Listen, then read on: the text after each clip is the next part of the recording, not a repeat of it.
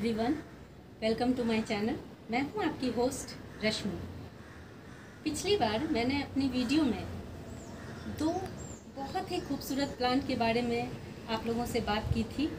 उसमें से एक था मेडिसिनल प्लांट इंसुलिन का और दूसरा था हाईली डेकोरेटिव प्लांट एग्लोनिमा का, जिसको हम लिपस्टिक प्लांट के नाम से भी जानते हैं। तो आज मैं उसी के बारे में आपसे बात करूंगी, कैसे उसकी केयर करनी है, कैसे उसको प्रोपोगेट करना है, क्या उसकी रिक्वायरमेंट्स हैं। तो चलिए चलते हैं हमारी वीडियो में। आज वीडियो की शुरुआत में ही मैं आप लोगों से कुछ कहना चाहती हूँ कि जब वीडियो शूट कर रही थी तो मुझे कौवों ने इतना परेशान किया, उनकी इतनी तेज़ आवाज़ आ रही है। लेकिन अब नेचर का तो हम कुछ नहीं कर सकते ना, इसलिए आप लोग भी थोड़ा सा टॉलरेट कर लें इसे तो अच्छा रहेगा। आप जो मेरे सामने ये प्लांट देख रहे हैं, ये इंसुलिन का प्लांट है।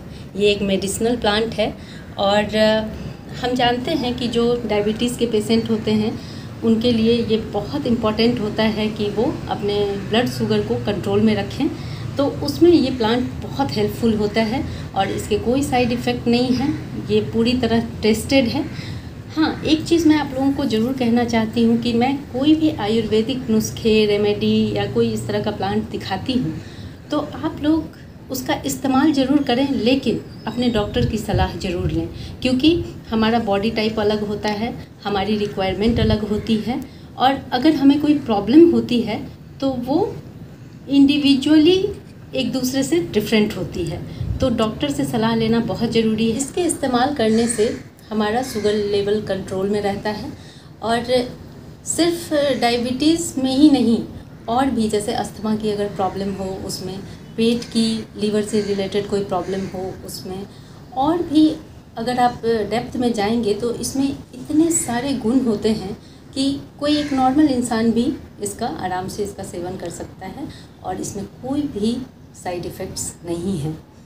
और आप देख रहे हैं कि मेडिसिनल प्लांट होने के बावजूद भी ये कितना खूबसूरत है। एक छोटे से 6 इंच के गमले में ये लगा हुआ है और आप देखें कि ये किस कदर स्पाइरल होके बढ़ते हैं। आप देखेंगे इसकी लंबी लंबी डंडियाँ हो जाती हैं और ये इस तरह से स्पाइरल शेप में बढ़ती जाती हैं।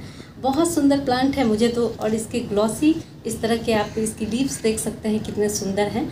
आप इसको शेडी प्लेस में रख सकते हैं, इसे एज अ ऑर्नामेंटल प्लांट भी यूज़ कर सकते हैं। इसके नीचे जो राइजोम्स होते हैं उसी से साइड से प्लांट निकलते हैं और उसको आप प्रोपोगेट कर सकते हैं। आप चाहें तो इसको कटिंग से भी प्रोपोगेट कर सकते हैं।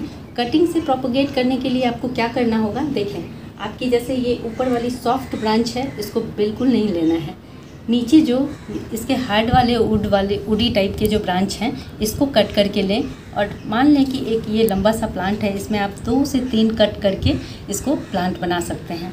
मैं अभी आपको दिखाऊंगी कि सबसे जो सेफेस्ट तरीका है इसको प्रोपोगेट करने का, वो ये है कि इसके राइजोम से जो निकलते हैं उसको हम कट करके लगाएं तो वो बहुत आराम से चल जाते हैं, उसमें सक्सेस रेट बढ़ जाती है।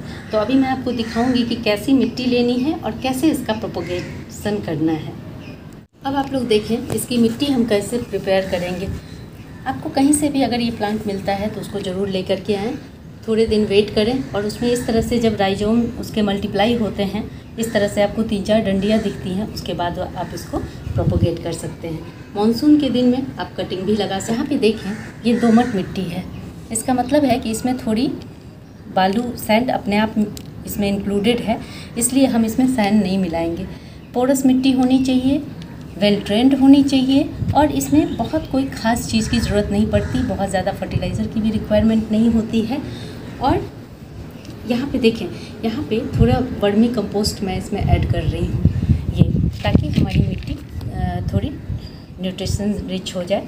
तो इसके लिए ज़्यादा नहीं, बस 1 मुट्ठी हमें मिलाना है, क्योंकि फर्टिलाइज़र की रिक्वायरमेंट बहुत ही कम है। और इसके बाद हम ये थोड़ी सी हल्दी मिलाएंगे ताकि इसमें फंगस का अटैक ना हो। आप देख रहे होंगे इसकी स्टेम जो है वो सेमी वुड वाली स्टेम है, मतलब सेमी हार्डी है। जैसे कि आप इसको अगर थोड़ा सा इसमें ताकत लगाएंगे तो ये तुरंत टूट जाएगी। तो इसलिए हमें ध्यान रखना है, क्योंकि ऐसे जो प्लांट होते हैं उसमें रूट रॉट होने के प्रॉब्लम बहुत ज़्यादा होते हैं। आप सोच रहे होंगे कि मैंने ये 2 अलग अलग टाइप के प्लांट क्यों आप लोगों को दिखाने के लिए रखे हैं। वो इसलिए रखे हैं कि इन दोनों की रिक्वायरमेंट तकरीबन एक ही है, वो चाहे सनलाइट की हो, चाहे मिट्टी की हो, या फिर इसके पूरे रख रखाव की हो। हालांकि ये दोनों एक दूसरे से बिल्कुल विपरीत प्लांट हैं, एक मेडिसिनल है और दूसरा डेकोरेटिव है, लेकिन फिर भी इनकी रिक्वायरमेंट एक जैसी है। तो अब हम इसमें थोड़ी हल्दी मिला लेंगे। अगर आप लोगों के पास नीम की खली हो तो वो भी आप मिलाएं, ताकि आपकी मिट्टी में कीड़े मकोड़े ना लगें। बस ये हमने मिला दिया है।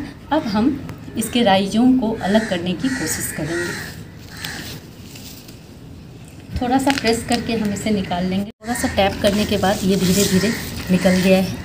और आपको एक चीज़ दिखाऊं, जिस राइजोम की मैं बात कर रही थी, जो हल्दी की गांठ की तरह होता है, या हल्दी या अदरक कह लें, और यहाँ से नए शूट निकलते हैं, ये वही राइजोम है जो मैं आपको दिखा सकने में सक्सेसफुल हुई हूँ। ये देखें, ये दिख रहा है, और इसी को हमें अलग अलग करना है। अब देखें, धीरे धीरे से हम इसकी मिट्टी को हटाएंगे। यहाँ देखें, ये एक ट्रायंगल हार्ट का एक पत्ता था जिसे मिट्टी में रख दिया गया था, और यहाँ से देखें ये दूसरा पत्ता निकल रहा है। ये बहुत सुंदर प्लांट बनते हैं हैंगिंग बास्केट के लिए। इसको मैं ऐसे ही रख लूँगी और दूसरी जगह कहीं लगा दूँगी।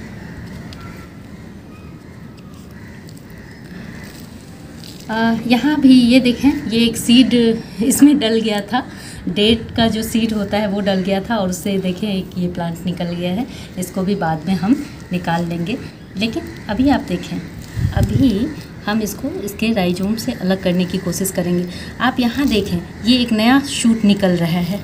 ये देखें, अगर इस राइजोम को अलग करके हम कहीं लगा देते हैं तो ये एक अलग सा प्लांट बन जाएगा, लेकिन मैं इसको यहीं पे रहने दूंगी। मैं सोच रही हूँ कि मैं कोई दूसरा प्लांट इसमें से निकाल लूँ।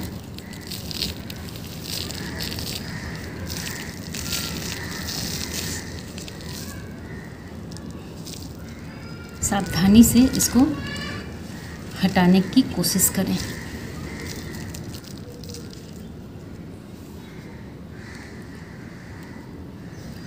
इन कामों में जल्दबाजी बिल्कुल ना किया करें, चाहे थोड़ा टाइम ही लगे, लेकिन धीरे धीरे। मैं इसको निकाल के आप लोगों को दिखाती हूँ। मैंने इसे कट करके निकाल लिया है।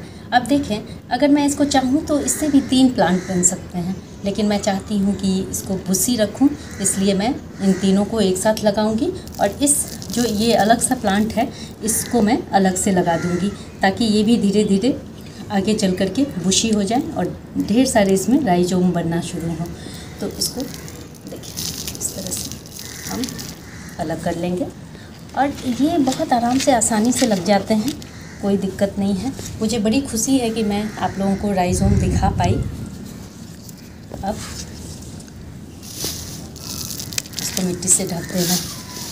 इसको कभी भी डायरेक्ट सनलाइट में ना रखें, इस प्लांट को सेमी शेड एरिया में रखें, या फिर जहाँ मॉर्निंग की 1-2 घंटे की सनलाइट आती है वहाँ रखें। ये बहुत अच्छे से चलेंगे। इसका ध्यान रखना है। वाटरिंग कैसे करनी है तो मैंने पहले ही बताया कि इसकी स्टेम को दिखा के आप लोगों को बताया कि इसको बहुत ज़्यादा पानी नहीं देना है, इससे रूट रॉट होने की संभावना होती है और फंगस भी लग जाते हैं। आपने देखा होगा कि हम जैसे हल्दी तैयार करते हैं या अदरक तैयार करते हैं या अरबी लगाते हैं, तो इन सब में हम जो भी गांठ वाली चीज़ें होती हैं उसमें हम पानी का ध्यान रखते हैं, पानी कम डालते हैं और मिट्टी को पोरस रखते हैं। ये 1-2 चीज़ें हैं जो बहुत इम्पॉर्टेंट हैं, और स्पेशली इस प्लांट में आपको धूप का ध्यान रखना है कि आपको मॉर्निंग सनलाइट में ही रखनी है, सेमी शेड में ही रखना है बस। और कोई केयर नहीं है, सिर्फ 6 महीने में एक बार आप इसको 2-3 चम्मच वर्मी कंपोस्ट दे दें, उसी में ये प्लांट आराम से चलते रहते हैं, कोई दिक्कत नहीं है इसमें। ड्रेनेज बहुत सारा रखें।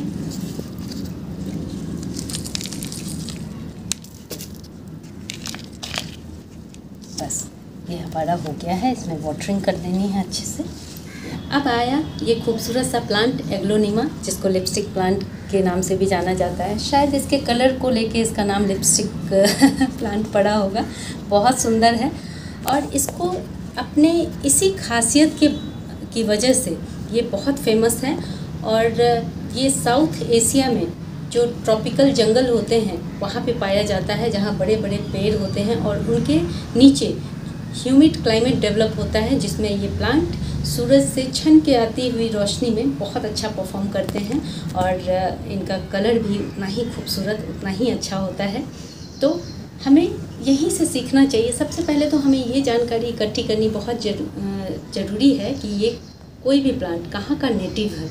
अगर हम ये जान जाएंगे तो हम वहाँ के क्लाइमेट के बारे में जान सकेंगे, तब हमें पता चलेगा कि इसके लिए प्रॉपर हम किस तरह का इन्वायरमेंट क्रिएट कर सकते हैं।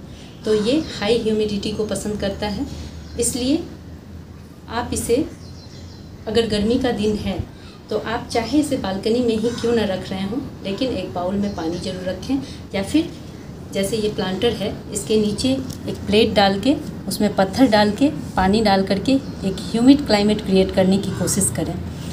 और जहाँ तक इसके प्रोपगेशन की बात है तो आप यहाँ पे देखें, यहाँ पे आप देखेंगे इसकी एक ये मेन ब्रांच जा रही है और यहाँ मैंने इसे अभी 2 दिन पहले कट किया है, इसलिए मैं आपको दिखा नहीं पाऊँगी कट करते हुए, लेकिन यहाँ से कट करके मैंने ये एक इसकी ब्रांच लगाई है। इसमें ऑक्सिलरी ब्रांचेस निकलती हैं और उसमें छोटे छोटे रूट भी होते हैं साइड से। तो आपको इस तरह से डिवीज़न करना है इसका, ताकि इसके स्टेम में रूट लगे हुए ही आप इसको ट्रांसफ़र कर सकें। और आप यहाँ पे देख सकते हैं, अगर इस तरह आप कटिंग करते हैं तो आपको इसको सिक्योर करना बहुत ज़रूरी है, क्योंकि ये प्लांट रूट रॉट बहुत जल्दी हो जाते हैं और इनको संभालना फिर बहुत मुश्किल हो जाता है।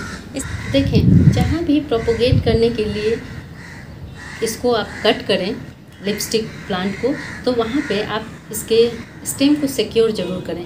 या तो आप हल्दी पाउडर लगाएं, या फिर कोई अच्छी फंगीसाइड है वो लगाएं, या फिर मानसून का सीज़न है तो ये सारी चीज़ें धुल जाती हैं। इसके लिए मैं क्या यूज़ करती हूँ, ये नेल पॉलिश, इससे ये सिक्योर हो जाते हैं। इस तरह से इन पे लगा दें तो इस पे पानी हो या किसी कीड़े मकोड़े का अटैक हो, इसमें कोई प्रॉब्लम नहीं होती। तो इस तरह से हमें इसके स्टेम को ज़रूर सिक्योर कर देना चाहिए। इस एग्लोनिमा प्लांट को आप अपने इंडोर भी रख सकते हैं, डेस्कटॉप पे रख सकते हैं, ऑफिसेज़ में यूज़ कर सकते हैं। कभी कभी आप इसको बाहर में मॉर्निंग सनलाइट में निकाल दें, इतने से ही इसका काम हो जाएगा। और दूसरा है कि इस तरह के प्लांट में, जैसा कि मैंने आपको इंसुलिन का दिखाया, और इन दोनों प्लांट पे मिस्टिंग करना बहुत ज़रूरी है। मिस्टिंग का मतलब है, ये देखें, इस तरह से आप इसके पत्तियों पे हमेशा पानी के छींटे बना के रखें। इससे भी ये प्लांट बहुत अच्छे चलते हैं और इनकी पत्तियाँ नीट एंड क्लीन रहेंगी, तो इस पर कीड़े मकोड़ों का अटैक नहीं होगा। तो हर 2 से 3 दिन पे इसमें इस तरह से मिस्टिंग कर दें। इसकी पत्तियों को इस तरह के टिश्यू पेपर से हल्के हाथों से वाइप कर दें।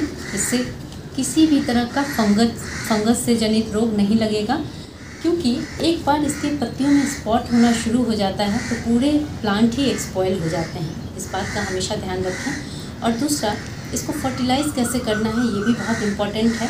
तो 3 से 4 महीने में एक बार अगर थोड़ा सा सीवीड इसमें डाल दें तो आप देखेंगे कि इसमें और किसी चीज़ की ज़रूरत नहीं होती है, क्योंकि सीवीड एक ऐसा फर्टिलाइज़र है जो ऑर्गेनिक होने के साथ साथ इसमें सारे मिनरल्स होते हैं, नाइट्रोजन रिच होता है। और इस तरह के प्लांट में इसलिए भी ज़रूरी है क्योंकि आप इसके पत्तों की साइन देख सकते हैं। अगर आपने इसमें सही से फर्टिलाइज़ नहीं किया, इसको अच्छे से मिनरल्स नहीं मिलेंगे, तो ये धीरे धीरे इसकी जो ये ब्राइट कलर है वो डल होते जाएंगे। आपका प्लांट इतना कॉम्पैक्ट नहीं रहेगा, लेगी हो जाएगा और दिखने में सुंदर नहीं लगेगा। अपने घर के किसी कॉर्नर को ब्राइट करना चाहते हैं तो इससे बेहतर प्लांट नहीं है होगा। और आप इसे नर्सरी से लेके आएँ और बड़े पत्तों वाला लेके आएँ। और इसमें एक चीज़ और ध्यान रखने वाली बात है कि आप इसको, जैसे छोटा प्लांट है तो इसको बड़े कंटेनर में बिल्कुल ना डालें, नहीं तो वो सर्वाइव नहीं कर पाएगा। आप लोगों में से बहुत सारे ऐसे लोग हैं जिनके कमेंट्स आते हैं कि उन्होंने बहुत बार ये प्लांट परचेज़ किया, लेकिन वो प्लांट हमेशा उनका ख़राब हो जाता है। 2 ही रीज़न से ये प्लांट ख़राब होते हैं, ओवर वाटरिंग से रूट रॉट हो जाते हैं, और दूसरा डायरेक्ट सनलाइट से। तो इन 2 चीज़ों का आप ज़रूर ध्यान रखें, तो देखेंगे कि आपका ये प्लांट सालों साल चलेगा। और हाँ, एक और बात मैं आपको बता दूं कि जब नर्सरी में आप इसे लेने जाएंगे तो ये इनकी प्राइस बहुत ज़्यादा हाई होती है, तो एक बार लाएं और प्रोपोगेट ज़रूर करें उसको। अगर आप लोगों को मेरी ये वीडियो पसंद आई हो तो प्लीज़ इसे लाइक, शेयर एंड सब्सक्राइब करना ना भूलें। बेल बटन को जरूर दबाएँ। Live nature, love nature.